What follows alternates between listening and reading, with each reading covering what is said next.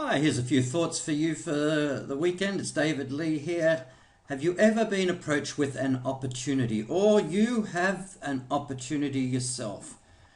What are we looking for? The next greatest bright idea to come along and we chase it. What are we chasing? Sometimes, quite often, we're chasing the money, aren't we? And if we are looking at this, you know what? Quite often people are so shut down they can't see opportunity. Why? Because their conditioning has already been programmed into scam, too good to be true, and yet they want to be an entrepreneur. It doesn't happen. So when I see opportunities, I've got to go and look into how does it work? Why does it work? And then evaluate. You know, it's not too good to be true unless you've gone and evaluated first. Except people assume things are a scam, are a rip-off.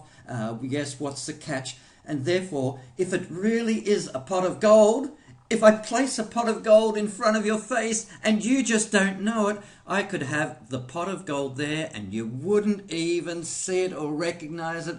And that's what makes the difference between entrepreneurs and people that are just laymen. They don't see opportunities.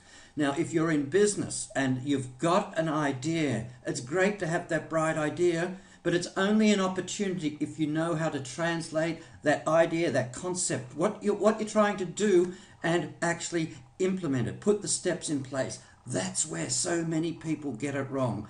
How do I go about not only looking at what I perceive as opportunities, but how to take advantage of them? Here's one of the things I do. I have a checklist. I'm looking at everything from the outside, looking in and evaluating. Now, in my daily ritual, there's my to-do list. Here's another one, to-do list. They've all been struck off. So I'm eliminating what I think to go through, and it is a process. And this is what differentiates people that are in business, especially if you're a start-up entrepreneur and you're overwhelmed, you just don't know what to do, or you're an outsider looking in and you don't know how to evaluate.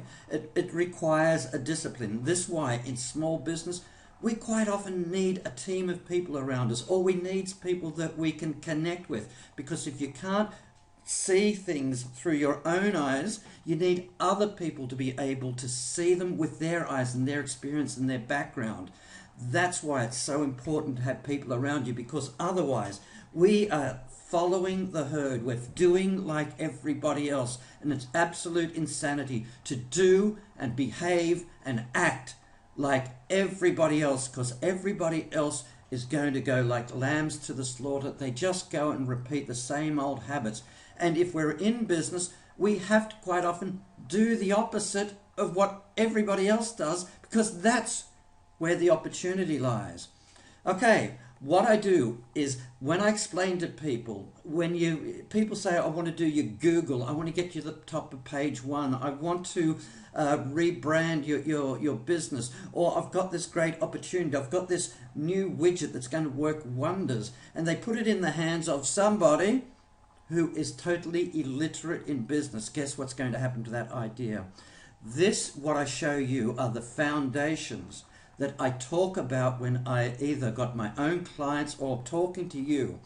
If you are trying to implement a business, for example, and your love life, your marriage life, or your home life is in a state of chaos, how can you really have the frame of mind to be able to evaluate and do things in a logical fashion? Because you're in a state of stress, not well-being. You might be able to get away with it for a while, but you're sacrificing. It is a balance to be able to have that business and emotional mindset. And financial stress is a cause why we do not have it. We have to be able to, as I say, look at things objectively, be able to analyze it and see it, and not come to a conclusion guilty until proven innocent straight away. There's no way I could go into businesses or go and evaluate organizations and say it's a mess, it's a people's fault or whatever. I have to look at it objectively, all the different parts. It is like being a surgeon to be able to go and look in the business systems and infrastructure. These are fundamentals, whether you're in a small business or in a large business. It's just a complexity that's different. So you have to build your business foundations and infrastructure, if you're delegating, if you've got staff, if you've got people, you've got systems, you've got processes, you've got suppliers that you're dealing with, you've got legal people, whoever, you've got to have that all in place. You've got to have the processes, even the mail coming in of the morning. Who's going to do that? Who's it going to be distributed? These are processes common to any business.